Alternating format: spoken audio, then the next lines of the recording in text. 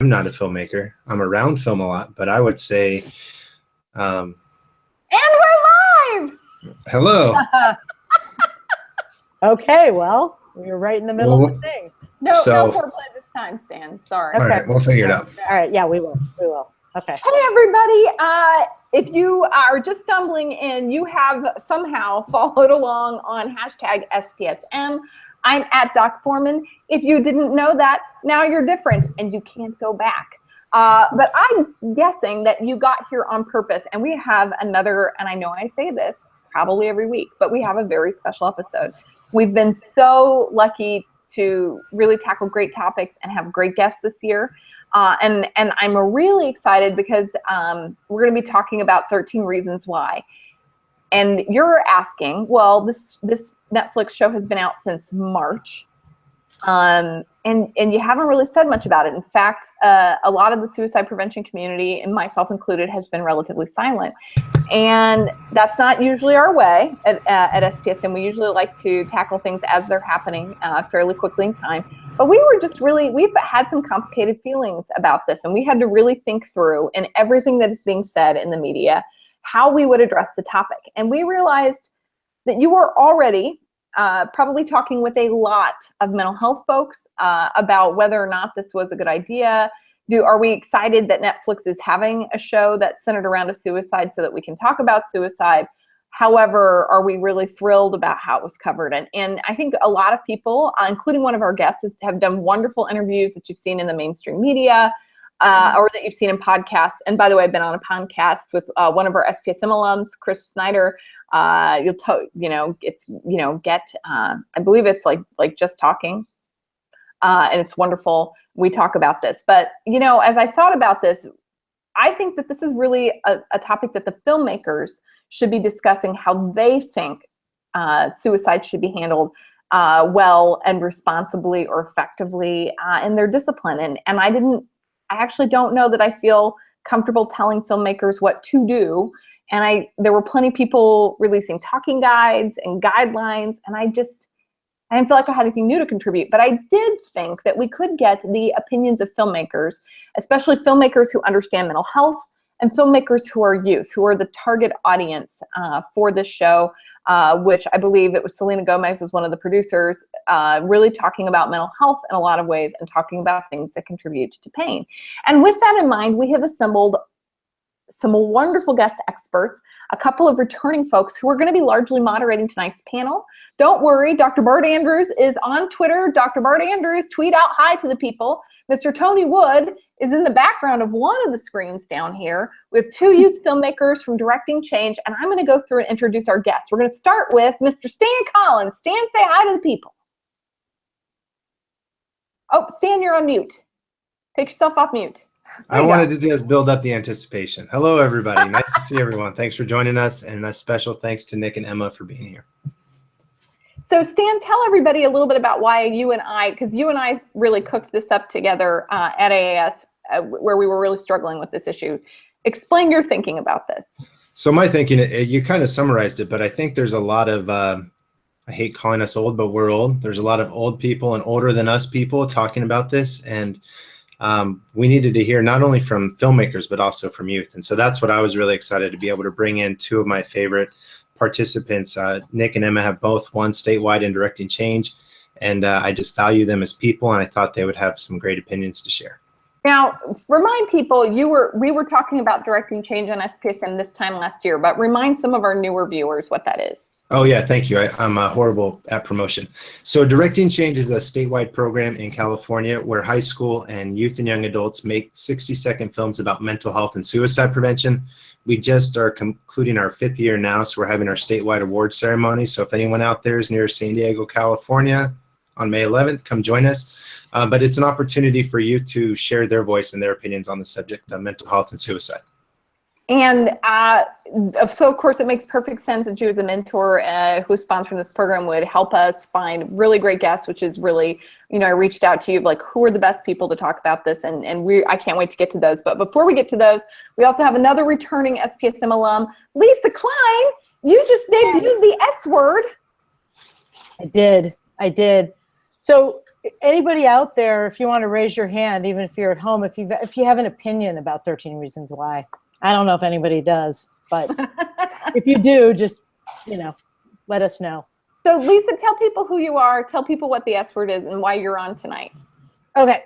So the S Word is a documentary that I secretly, under cover of night, debuted at AAS in Phoenix like a week and a half ago.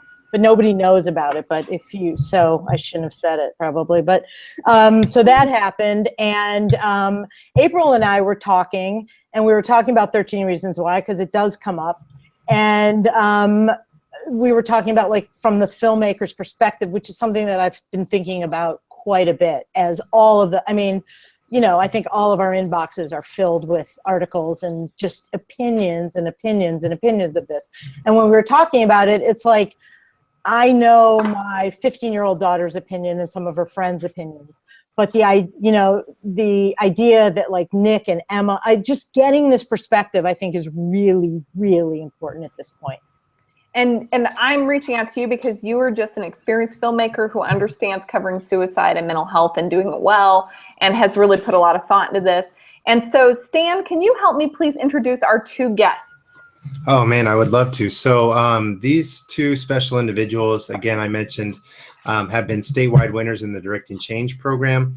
So I've known them for a few years now, each of them, and I've been following. I'm going to start with Nick and brag about Nick for a second. So Nick first created a film, I think it was 4 years ago now. I think it was your sophomore year in high school. Is that correct? Yeah, sophomore year. Happy, right? That was... Yeah.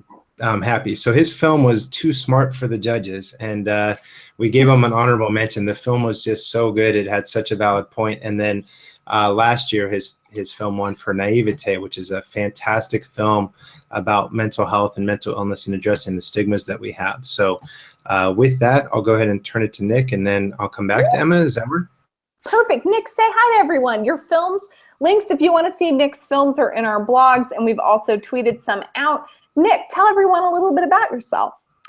Hi, I'm Nick Jackson. I'm from Orange, California. As Stan said, I've been participating in the Directing Change program for a few years. Well, first of all, it's great to be on. I think it's an honor, so thank you for that. Oh, cool. I'm just a college student right now at Saddleback College in Mission Viejo. I went to Canyon High School. If anybody knows Alex Graham, he was my instructor there. And this is Directing Change, the program, I think, was something that, for my class at least, I saw the effect it had on everybody, and I think it was a really important thing that we did. I think it was eye-opening, and that everybody can say that. Everybody can say that, this had such an impact on me, but I genuinely think everybody was affected in some way, because we ended up having some firsthand experience with, the things we were dealing with Directing Change. And I think it helped us deal with it and cope with it, and at least understand it. So that's a bit of my background with this. What do you think have people in your world at school and stuff been talking about 13 Reasons Why, or is it only us old suicidologists? I've heard a few opinions here and there from the youth. I'm sorry, man, but I think people like to treat things as black and white, and, people above 25 don't like it, and people below 25 do like it. I feel like that's how people like to treat it. And I don't think it's like that. I think, there might be a bit more of the older audience that isn't too keen on it. And honestly, that might just be because it's like a young teen drama, who likes to watch those if you're over 25, that might just be it. But I agree, it is controversial. I'm not the intended audience. You're the intended audience. Right. I would even say younger than me, because we can go into this later.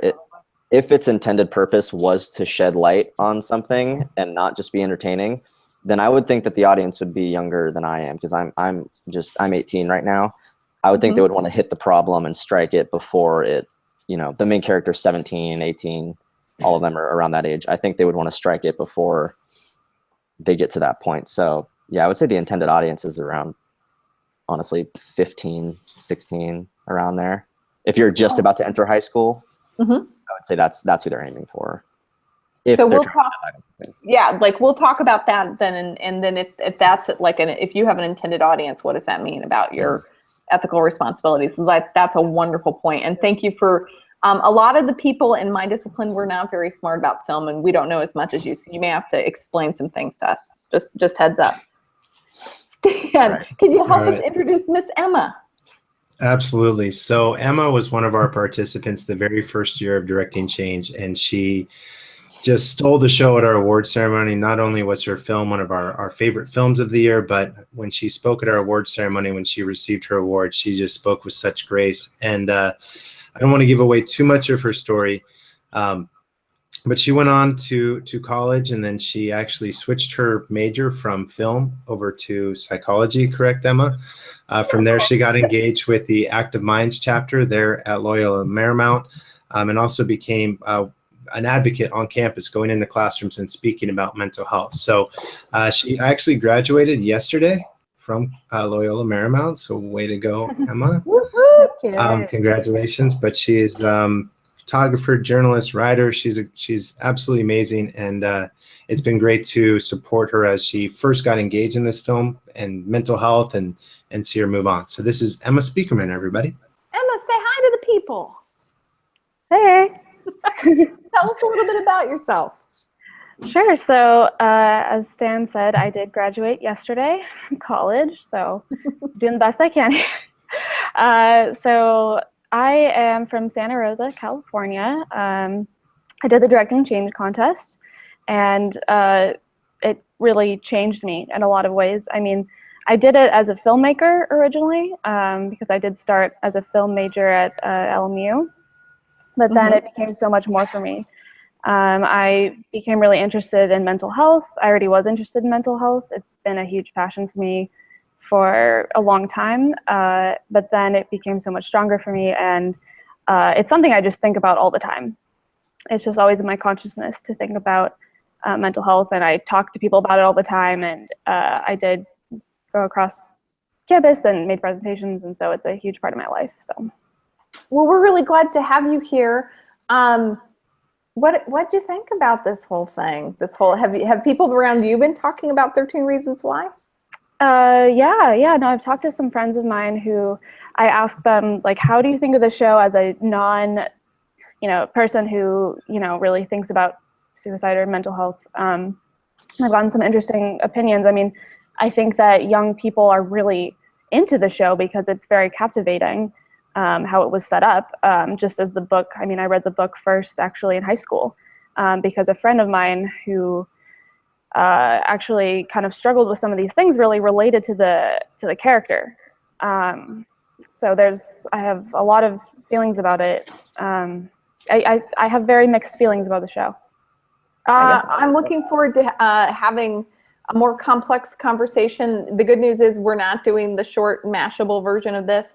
I'm going to let Lisa and Stan take over, like really talking and leading with you guys in discussion. I will step in if you all need me, but I'm going to mostly put myself on mute and tweet. Lisa, Stan, which one of you wanted the camera first? I'll kick it off for us, Lisa, and we'll go back and forth. So you heard April talk a little bit about the opinions from the suicide prevention field, kind of the angry pitchfork mentality. I know in society we've heard kind of different. I know with youth that I interact with and young adults, there's kind of one of two paths. People, it seems that people go one of two ends of the spectrum. They're either very impassioned about it or very impassioned against it. So what we'd like to hear a little bit about is, and you started just to sprinkle us with it a few minutes ago, but what have been the opinions that you've been hearing? Has it been, there's been a lot of controversy, a lot of commentary, but what have been some of the things that you all have been hearing, Emma and Nick? If I could start really fast. So actually, I met a lot of film majors at LMU. I have a lot of filmmaker friends who, one of my close friends really was just like, this is a badly made show. She was a little harsh about it because she thought that the lead up to the suicide at the end was just, she just said, as a filmmaker, you didn't need to do this, really. It wasn't, the story wasn't good, she thinks. Now I ask other people who are kind of just, who are not filmmakers, who are young, and they like it. They love it. They think it's, it's built like a mystery in a way. I mean, you're following her story, and as I was watching it, I was captivated by it, even though it was hard to watch. But it is, you want to know what happens to her, especially if you don't know the story.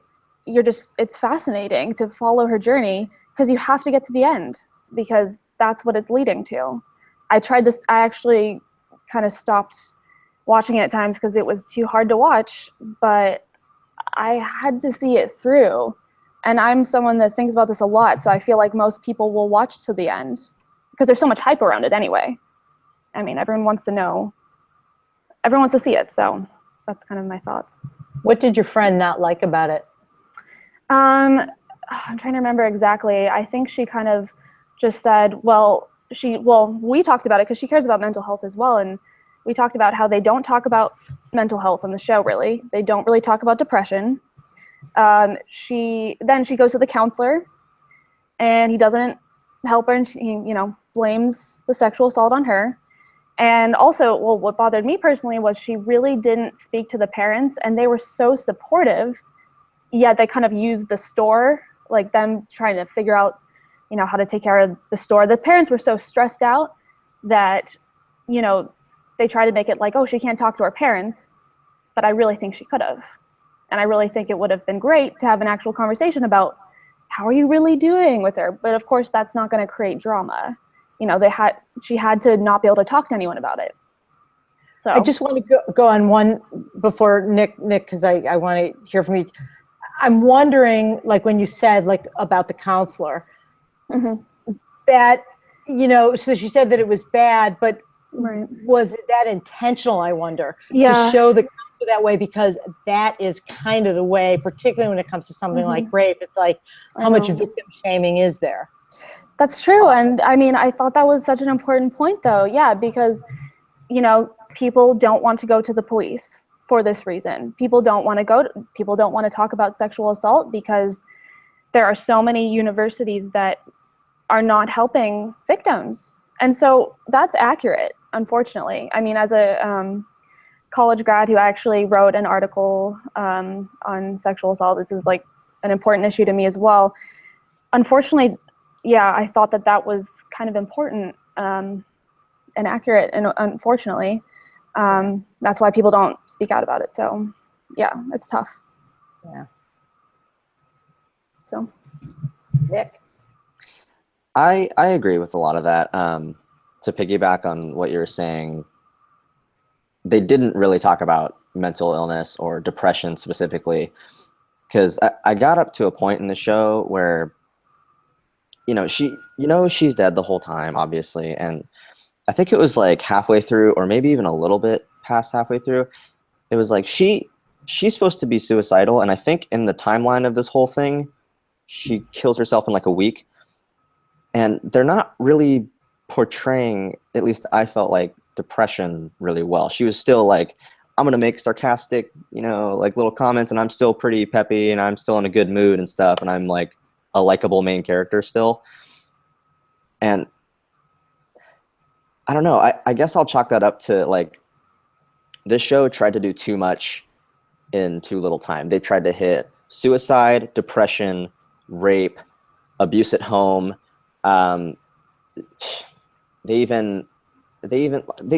toyed around with like, school shooting. Like they had Right, the one Tyler. Yeah, he buys the gun and they sort of let you believe he's going to shoot up the school. You got to get all the stuff. Right, they tried to hit too many things, and I feel like in doing that, they didn't do a proper job with enough of them. It's like they, instead of digging a 10-mile hole, they dug 10 holes that were all a mile deep. Like they didn't do a good enough job with everything. That's my opinion. That's a really good point.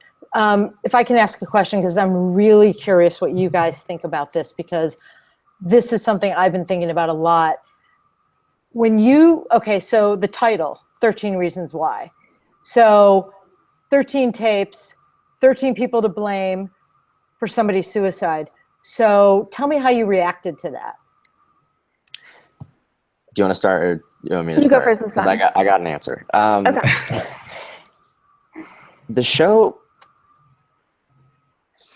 she uses her death like a weapon, and that sends a really bad message, I think. It's like, I'm gonna lay this guilt on you, you know, regardless of whether or not they deserve it. That's up for debate. But like, I'm gonna lay my death upon you as a weapon, and I'm gonna win in the end. By the end of it, she wins. Like, everything she wants to happen pretty much happens. You know, like the tapes get out, and the rapes are gonna be, you know, they're all gonna get out. And I feel, you know, it's one thing to make her death a weapon, which is a bad message, but I feel like, honestly, her winning in the end is an even worse message. Because it's like, I'm not going to pretend like I have been suicidal, because I haven't been. I don't know what it's like to go through that. But that's almost like saying, hey, if you're suicidal, do this, follow these steps, and all the people you want to pay for like what they've done to you will get their comeuppance, you know? So it's almost like they almost paint it like a good thing that she did all this by the end. That's how I took it, and that's a terrible thing to put out there. Yeah. I agree. Yeah, I think that I've read a lot of articles on this myself, and I am afraid of the copycat effect, I guess it's called. Because the person who showed this to me, it really did resonate with him, and that's dangerous. That was dangerous. So, you know, I think that young women are going to see this. If I had seen this in high school, I don't know, I might have related to the main character in many ways, because she is relatable and she's interesting, but she's kind of, you know, she's the outcast, or whatever you want to call her. She doesn't fit in. Everything's going wrong for her. And that's a lot of high schoolers, because high school is very difficult.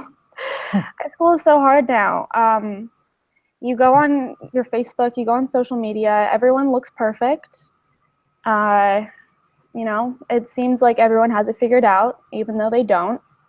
And I mean, I didn't have Facebook until, well, I guess when I got to high school I had it, but I certainly, you know, thought that, I don't know, everyone was cooler, or, you know, I had all these different things going on as a young person. And I think someone who has depression could see this, and what bothered me really was at the end, they don't even have a suicide prevention lifeline. You know, they have the marketing for the show.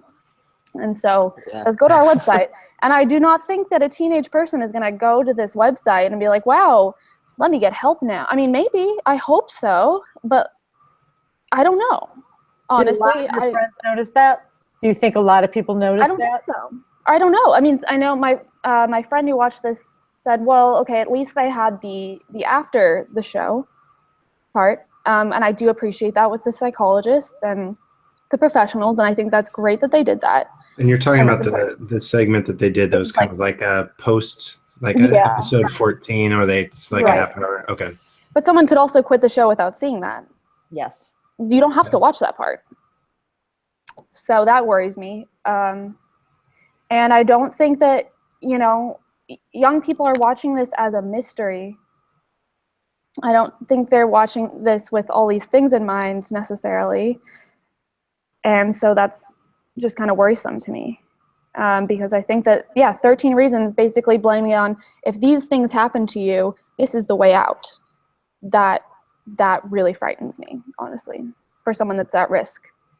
To go off of that, what you were saying, how there's no like lifeline or anything, you know, get help at the end. Mm-hmm. I think that tells you their motives for making the show. Because you know, there's kind of like two options. It's like they're either trying to shed light on the situation or entertain you. And I have a question. You said you read the book, right? Mm-hmm. That Jay Asher wrote. Is there a sequel to that book? No. As far as I know, does the show end? Where the book ends, is that It where the show ends. ends? That's it. And it's Yeah, a that's different method of suicide in the book too. The one in the show is a little more salacious. Okay, but it all wraps up essentially the same, right? Mm-hmm. Pretty Okay. much. So with that in mind, I think they make it very obvious what their intentions are with the show, and it's not to help, really. It's to just, you know, get their popularity up. I think they make that obvious with the fact that they just signed on for season 2. Oh, did they? I didn't know that. Okay. Yes, 'Cause- just Well, like today. Yeah. it's actually interesting that you Yes. said that, because even when I read the book, I was really impressed that when I got to the last chapter, the next 10 pages was a lot of information about resources and what was available. So I was really shocked that that didn't carry over. But so knowing that one of the most harmful events in it, we've kind of danced around it, but I think it's time for us just to like go at it and talk about the portrayal of the suicide. If you guys are comfortable going there and see. I have my own opinion, but I don't want to influence. I want to hear from you all first. So whichever Emma or Nick, and then I know Lisa, you definitely have an opinion. So we're going to save you for a second. I'm not going to say it. I mean, No, I you can say it. want to hear from them. No, I want to hear from them first. Okay, all right. I can just say something briefly about it. It was definitely graphic, but they have been the creators have been very firm, standing by it needed to be graphic. It needed, I think their exact words were like, we needed to show that it was painful. So what was your response as a filmmaker or as just a viewer? It's honestly, for me, I didn't want to watch it. I couldn't watch it. So, I mean, I saw what happened, you know, but I basically muted it and I kind of looked the other way. I didn't want to watch it. As someone that just feels so personally connected to this. So, you know, I know people, I know too many people that have their own mental health issues, that this was so troublesome and so triggering to me that I can barely even talk about it. So that's kind of where I'm at. I think it was extremely graphic, and yes, I understand that they need to lead up to that because that's what the whole show is based on. And I know they did have a kind of trigger warning for it, but it's upsetting. It's upsetting, and you know, if someone is feeling depressed, to me, it's just showing them how it can be done, it's just really tough to me personally. So I can barely even talk about it or think about it. So. All right, we'll come back. Nick, what were your thoughts when you saw that scene? Obviously it's graphic. I mean, I'm not one to have, you know, like a weak stomach or anything when I watch something like that. It honestly didn't strike me as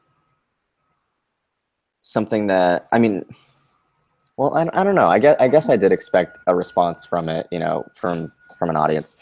But for me personally, it wasn't a problem. I think that, you know, if there's a work of art that is trying to at least get an emotional reaction, then it needs to be shocking and it needs to be controversial if that's what the subject is. So I wasn't entirely bothered by it. I mean, like, as a filmmaker, I appreciate that it wasn't generic, you know, black and white, sad music. You see the shadow of her legs dangling as she's, you know, as she hangs herself or something. Like, it wasn't cheesy. It wasn't like generic, you know. I think they did what they wanted to do, and yeah, I feel like, well, obviously she's in the bathtub, and I think that was used for dramatic effect, and the mother comes in, and you know, they portray it in a way that shows it's upsetting. To me, you know, it's not something that's pleasant to watch. So at least they made it kind of unpleasant. I thought it was. I just hope that, you know, no young person is gonna watch that and see that as instructions. I guess that's what I'm saying. Yeah, but, that's actually a good point. That's so scary to me because you don't see in the media you don't see suicide very often in television and film. really. I mean, you don't see it like that. You don't see it I mean, at least I haven't. Maybe it hasn't come up in what I've watched, but I don't think you see exactly that way. And so I don't know what I'm trying to say. I guess I'm saying that it was unique the way that they portrayed it. Was it the right way to do it? I don't really have an answer for that, because I think that it's important that I guess it does spark conversation. So it does spark conversation, but was it the right way to do it? I don't know. Yeah. Well, so when you say spark conversation, so outside of your own opinions, have people that you've had conversations with about the show, the friends, or anything, not to assume that what we're reading is what you're reading, have people focused on that, or have you heard people talk about, like, what was, the non-filmmakers' opinion of it? Were they enraged by it? Was it moving? Was it disgusting? I don't think that people focused on it as much as I did. I think that I think it's sort of just people are like, yes, they showed it, and that was kind of their opinion. That's what I've heard. Like, okay, yes, they showed the suicide. Yeah, I agree with that. They're like almost numb to it. Like, they're watching Game of Thrones where they're like pouring molten gold on a guy's head. Like just stuff that's outrageously graphic. So, it's like noteworthy. People will bring it up, but doesn't I affect. honestly haven't heard much of like an uproar about it. And to go back to what you were saying about it being dangerous to show essentially a how-to, the one thing I will say about that is, they had to have been thinking about that when they were making the show, that, hey, somebody who is, thinking about this, we might just be showing them how to do it. One thing I think that takes away from that is them putting it at the end of the show. If they had put it at the beginning without showing us the repercussions and the effect it has on, the school and her parents and Clay and everybody involved, then I think it would be even more troublesome. But the fact that they show us what came of it and then showed us how she did it, that's at least a little bit better. I feel like they were trying to justify it during the show. They were saying, look at what has happened to her. This kind of led her to the suicide at the end. But, you wouldn't know going into the show necessarily that it would end in a suicide unless, well, you find out the first episode that she has died.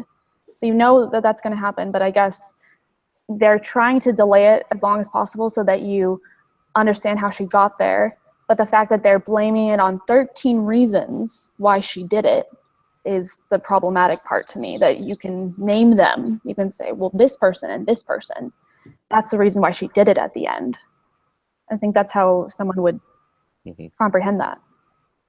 Yeah, a question that I have, and you brought up Game of Thrones, which is a great analogy because we see so much violence and so much everything. And I looked away and my daughter looked away and we muted it and I couldn't watch it. But the writer said, we're talking about suicide, and I know what stopped me from mine was thinking graphically about like how horrible it is, and we really need to see that. He was over 30. He was older. And I think there is a difference, because, I don't know how many 12-year-olds are watching this by themselves, without their parents, in their rooms, on their laptops. And so the question, again, is it's and doing a film about suicide, when somebody says, oh, yeah, you're doing a documentary, what's it about? And I say suicide, and they're like, So the word itself carries a lot of weight. And so I don't know, and it's a question. If you had seen the mother and just the mother's face and the horror and not the leg dangling over, not the cheesy, but, would that have given you the same thing? Or was it just so visceral that it really brought it home that, so I'm just curious if that really made a difference in terms of how you felt at the end. Do you want to go? No, go ahead. Oh, okay. I was just going to say, I think the fact that it was visceral did make it clear that this is about suicide. If they had kind of swept over it and not shown it, you know, we wouldn't think about it as much. So I think there was a purpose with that. And we are a little bit numb to violence now and to these difficult things. So, but I think that it was upsetting enough. I think most people would watch that and at least be bothered by it, or at least think about it, because it's very visceral. So I'm just gonna chime in just real quick. The feed's really blowing up, and I just want to sort of take this minute to let you guys know. So folks are wondering what you all think about folks who have lived experience of surviving a suicide attempt, how they might feel about this, youth who struggle with suicidality, how they might feel about this, how lost survivors might feel about this. Has anyone talked with someone for whom this is not entertainment on Netflix, this is part of their real world experience? And if so, like, what did they say? I honestly haven't talked with many people about the show, honestly. But I would be curious to see what they have to say about it. Are people on the feed? What are they saying exactly? So for them, like, they're saying, you know, when they attempted suicide and when they've been suicidal, they're usually thinking about how it would help the people that they care about, not harm the people that they're mad at or feel betrayed by, that doesn't really ring true for them. And of course, lost survivors, like, well, people think that this person killed themselves because we weren't good enough to them. And how devastating that might be, that if that's how people start to think about suicide, what will that mean for me if I have to live with this, you know, as a lost survivor? I thought about this while watching the show. I thought about, you know, how people who are experiencing thoughts of suicide, some of the thoughts are, oh, the world might be better off without me, that kind of thing. And so it does show in the show, I think, that the mother and the father are just so deeply troubled by the loss of their daughter. And I did appreciate that they showed how much it really changed their world, and they truly, truly missed her so much. And it's heartbreaking to watch, to me, the parents' reaction. Because, you know, when you watch that, you think, at least I thought of my own parents. I thought of, what if I wasn't around? They would be so upset. And I wonder if people watching the show would also connect with that in any way. Think about, oh, how would my parents be acting like the parents in the show? Any young person who's watching, I wonder if I know that, you know, everyone that experiences depression experiences it differently and has different thoughts, but I just wonder how they might feel as they watch the show, someone with depression or someone with suicidal thoughts, or someone who has attempted. I think you're talking about triggers, April, right? I mean, just somebody who is in a really vulnerable place or has been ideating about it. And my experience is somebody who's lost people to suicide, and, you know, so from, you know, that population too, and how they're viewing something like this, because, you know, you do have the average viewer who's, you know, whatever, between 12 and however, and who's watching it for entertainment, as, you know, Nick pointed out, and, you know, so there's that. But there is a population of people who are watching it, who are in a pretty dark place. And is this responsible, or is it not? Is it just great that we're showing it, that they're showing it and it's out there and now there's a discussion and here we are talking about it, or not, in your opinion? I know. Yeah, well, okay. I mean, I've experienced depression, so this is a personal topic for me. I don't know how I would have felt if the show had come out during a difficult time in my life. I don't really know, but it affected me as someone who I'm doing well right now, but it affected me a lot. It really upset me. I was very upset by the show, and I don't know how I would have reacted watching this. This is really if I was simplistic, there. but like, do you wish it was never on, or that's tough. a tough question? That goes back to what Yeah. you were asking. Like, is it better to put something out there that is, you know, wrong or bad, but gets a discussion going, or to just never have it at all? And honestly, What do you think? honestly, I would think that it's better to at least put it out there so there is a stir about it, because there is buzz around the topic. And if it is false, or like if there's information that's in there that's not right or inaccurate or anything of that nature, I think it's better for it to be out there so that people can shed light on it and say, hey, this is wrong. This is. I don't You know disagree if with people that? will do. I don't know if people will do that. I mean, yeah, that only works if, you know, the people actually shed the light on it. That's the thing. Because I have talked to people that are young, and I have talked to them about depression, and there's so many misconceptions already. And so hopefully this will educate people more, but people don't all know about mental health and suicide. Mhm.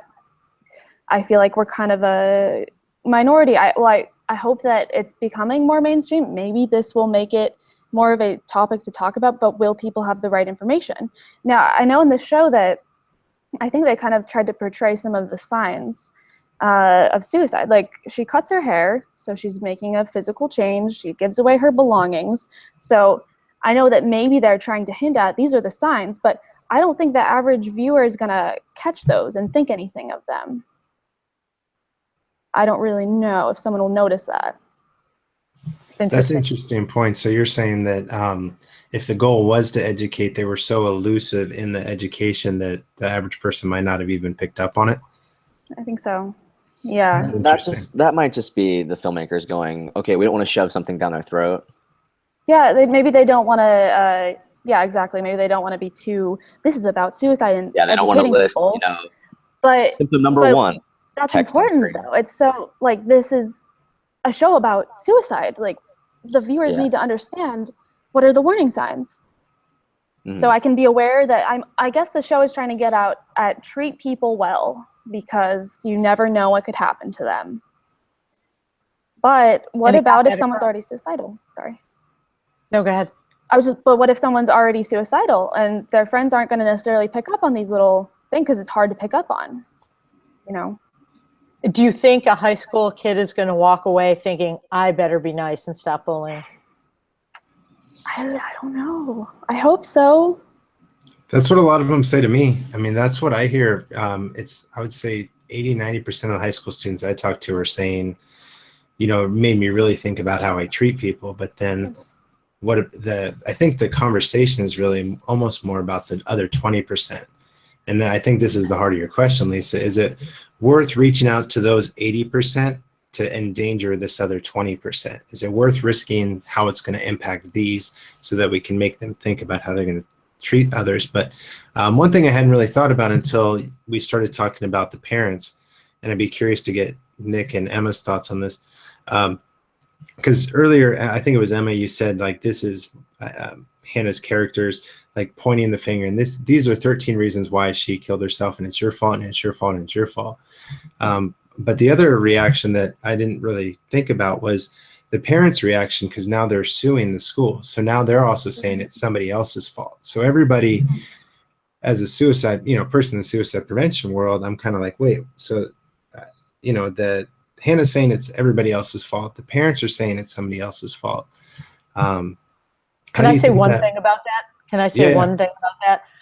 Just from because I want to hear your opinions on that, but I do want to say something about the parents. And you were at the screening in Marin too. They need to blame somebody, and they have. I really, from my experience, you have to find something. They have to find some solace, and I really firmly believe that with them, they're looking for it anywhere they can get it. That's my opinion, but I'm sorry if it colored anything, but go ahead. No, it's fine. I'm just curious about. Yeah. Go ahead, Emma or Nick. I Go agree. ahead.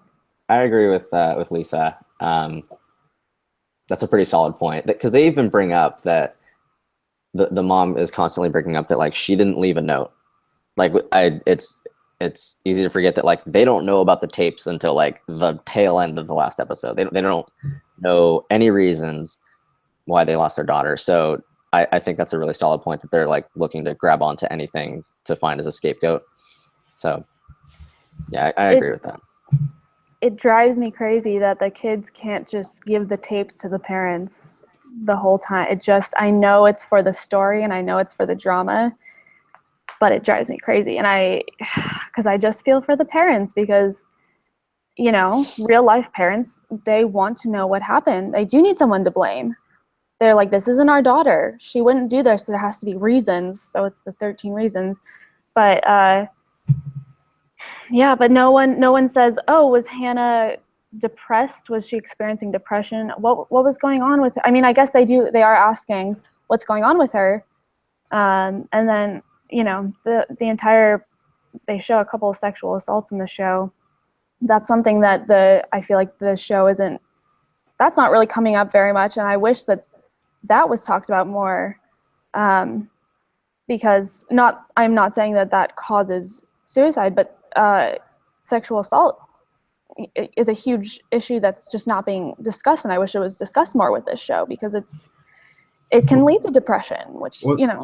So let's talk about that. So sexual assault, suicide, murder have all been vehicles and plot lines as far back as Shakespeare, even further back, I'm sure. So when these filmmakers created the show, did they have an obligation to treat it well? Because, you know, to be fair, 13 Reasons Why is by far not the only, you know, not even the only thing on Netflix right now that's covering suicide. There's another film called The Discovery that has a portrayal of suicide. So is it, you know, if you're going to address suicide, do you automatically have a responsibility to do it well, or does it depend on the target audience? Because with 13 Reasons Why, the target audience is definitely, you know, middle high school age youth. So at what point do you as a filmmaker feel like, hey, if I'm going to address this issue, I need to do it responsibly? Or is that necessarily even a thought that would cross the average filmmaker's mind?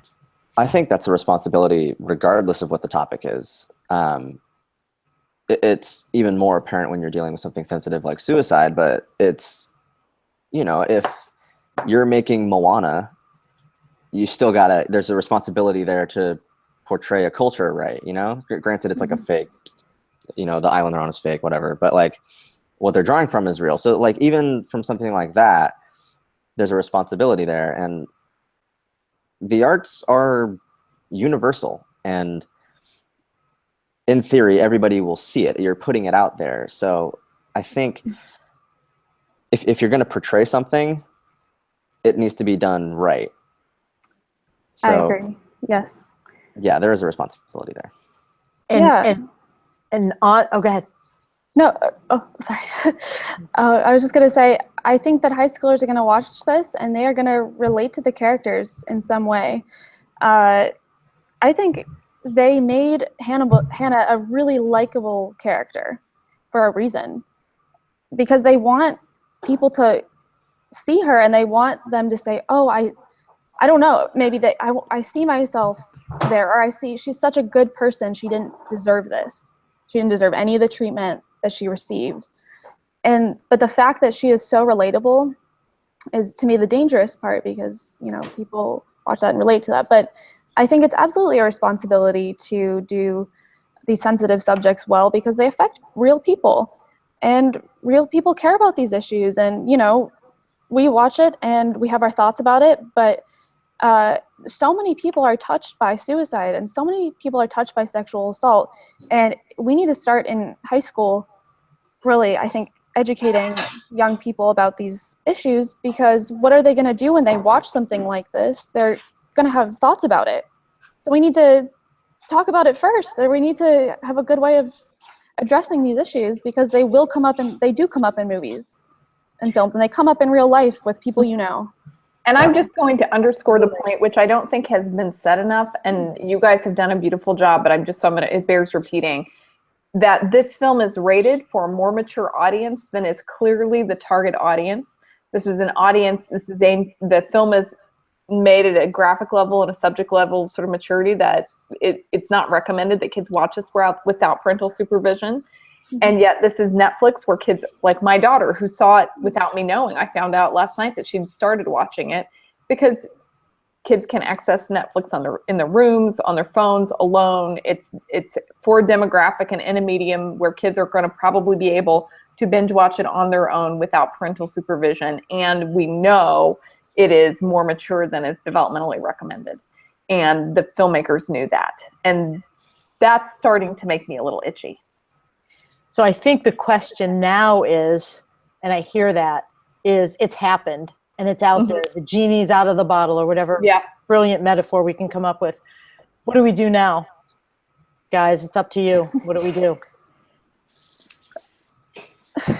I think we gotta, there's things in there that can be seen as inaccurate. I think there's, again, a responsibility of people who are in the field that's being portrayed, like Stan, you've been in this game for a while. I think it's the responsibility of us now to say, hey, here's the things that they've done right and wrong.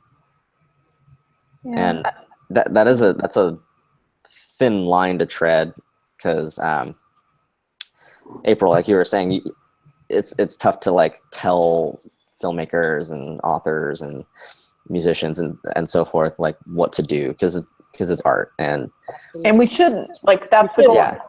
I'm not the slippery slope you don't want to go down either. I really feel like it comes down to having conversations with young people in our lives that we care about, and asking them if they've seen the show, and asking what they think about it, and then kind of trying to slip in some education about it, and trying to just emphasize the message to people that, hey, I'm here for you. I really hope that I'm trying to get the people in my life to really ask these questions of each other. Are you okay? If you ever are saying to people, if you ever need support, I'm here for you. I want you to talk to me. And just being more open with the people in our lives as young people, because we are afraid to talk about mental health and suicide, because it's a scary topic and it's taboo. And, if I bring up these issues with people, they kind of get silent, or they're like, well, I don't know anything about that. So we need to talk about it more, really. Well, and that's kind of where I've ended with my stances, good or bad, indifferent about the show, is that what I think is that the show kind of caught us as a society unaware and on our heels, not ready to have the conversation that this show is forcing us to have. I think a lot of parents, even though for years we've been encouraging, get informed on how to talk to your kids. So my next, what I would like to hear too is, so obviously you both participated in directing change, but outside of directing change, when you were in high school, what were the conversations like around mental health or suicide prevention? Do you feel like there's information getting out there, or, is it all in the suicide prevention community? Is it on education, parents, youth themselves? Because I don't know. One of the things that frustrates me, and I know it's true, and they talk about the development of the frontal lobe, and it doesn't happen until 25 and this and that, but I feel like that's also really discrediting. Because whether or not your frontal lobe's developed, you're not just dealing with the show, you're dealing with the issues that are in the show. So what are the conversations that we all need to be having as a society, or in our schools, or with our youth? I have so many feelings about this. I just, I can reflect on it now because I was in high school 4 years ago, and we just didn't talk about this in high school. I never learned in class about mental health. I never learned about suicide. I never learned about any of this stuff in high school. I learned it from my parents are counselors. They work in mental health. I learned it from them. I learned to be compassionate towards people that are different than me. But I did not feel like I really got that education. I had a great education, but the topic just never was really brought up. I guess we never took a psychology class. It just wasn't, we never got a presentation really. So one thing I think, to go off of that, one thing I think the show nailed was the response. They tell you there was a suicide, and then they show you the atmosphere around the school. And one thing that was like, yep, they nailed that, is how frustratingly late the conversation happens. You know, she kills herself, and then the posters go up of, you know, suicide's not the answer, and here are resources, and blah, blah, blah. Because when I was in high school, there was a girl who committed suicide, and that's exactly what happened.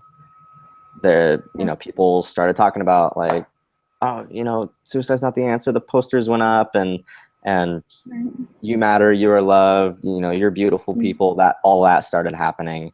People started being nicer, and it was just like, oh yeah, where was this? This happened at my university. You know, we had someone who took their life, and people did not know how to talk about it in college. Still, there was all these rumors, and it just was, nobody knew how to talk about it really. And the school, I don't know, you know, we dealt with it as we could, but it was confusing for people. Mm-hmm. So. I think the resources just need to be out there in advance.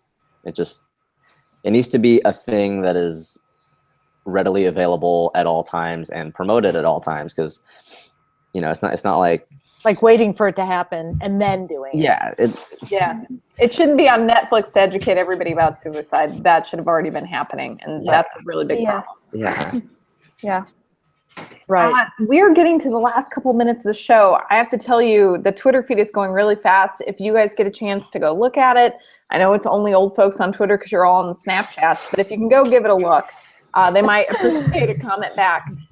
This is the part where we do final thoughts, and I thought I would love to sort of roll through and if you were sort of sum up what you think your one take-home message is going to be tonight, what would it be? And we'll start with Emma. Okay. That's tough. I think my take-home message is that the show exists, and we need to talk about it more. People are talking about it, but I think as people that really care about mental health and really care about this topic, we need to talk about it more with the people that we know, and hope that it kind of spreads, and just be really aware as we go forward of what we're seeing in the media, and how we as people, filmmakers and you know, journalists, we need to be aware of how do we talk about suicide and mental health? How do we report on it? And how do we portray it in film and media where it's going to be responsibly done? Because this can have a ripple effect. It affects people. It already affects people. It is important. We need to do it right. And Nick, final thoughts from you. Final thoughts are that I just think, as I just said, the resources need to be out there. And for as many things that the show did that were not great, at least it gets people talking, you know, like, well, why are we here?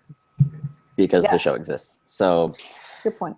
It did some good things, not as many, you know, it wasn't like a 50-50, like it's half good, half bad. But yeah, I just think that we're on the right track to at least bringing awareness to everything, and saying, hey, these things are talk aboutable, you know, you can talk about these things. And I wish it hadn't been because of a Netflix show that, you know, it happened, like a teen bopper drama.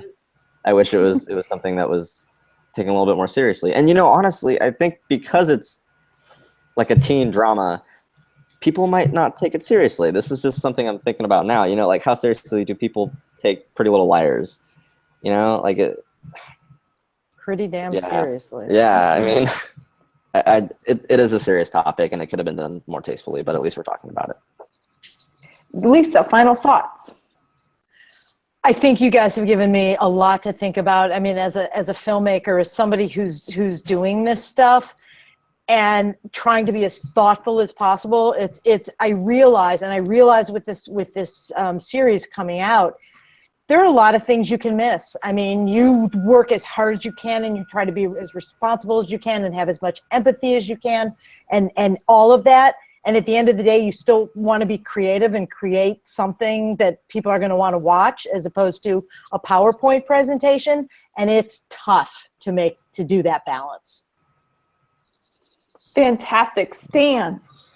So I went to the Voice Awards a few years back, which honors films and shows that have good portrayals of mental health and suicide prevention. There was a Q&A, and I went up to the microphone, and there was a bunch of writers and directors, and I said, why do people always have to die in the film? Why don't we have more films about people who live through an attempt or suicides that are prevented? And their response to me was, it's not sexy enough. So my comment is a call to action to Emma and to Nick and all the aspiring filmmakers out there and all the filmmakers who are out there doing great work right now, is we need more stories about prevention to counter some of the stuff that's out there. So that's going to be my feedback, is we need to not just talk more about suicide, we need to talk more about suicide prevention, and we need to have more stories about saving lives and reminding people of their reasons to live. Wonderful note to end on. We are at the end of the hour. The hour just flew by. My final thoughts are, Netflix called the show 13 Reasons Why, and the facts are that our science about suicide is not good enough, that we really don't understand the whys. In the wake of a suicide, when I talk with suicide survivors, why is the question people are wanting to know, and I think this is how you end up with the Netflix series like that. But to Nick's point, it shouldn't be up to Netflix to explain suicide and help us figure out our social problems around suicide and preventing it. That's really up to us in mental health and up to our researchers. We need to be talking about this in advance of 13 Reasons Why, not in the wake of a show like that. We need to, as a society, dedicate the resources to public health and to understanding things so that the show doesn't make so much sense. But like Nick, at least we are having the conversation. And if Twitter was any indication, we're having a lot of conversation about this. I want to thank our guests who came on the show, not knowing much about us, and doing us a solid by thinking about this from the youth and filmmaker perspective. Yes, and I want to thank our Twitter audience. We had a really engaged audience tonight. If you were tweeting tonight, I heard so many opinions and ways of thinking about this issue from our guests and from the Twitter feed that I hadn't had before. And that's the whole reason that we do this show. We're so excited that you've been here. It's been another hour. Next week, we will have Dr. Elaine Franks talking about firearms and gun shop owners and how we can do really good message about firearm safety related to reducing suicide deaths, and inviting gun owners and people who sell guns to the table to help us do that well, which should be really fun. Everybody, I know that sounds very creepy fun, but it's fun time for me. Everybody have a great week. You take care. Thanks, April. Thanks, Doc. Thank you. Thanks, Emma.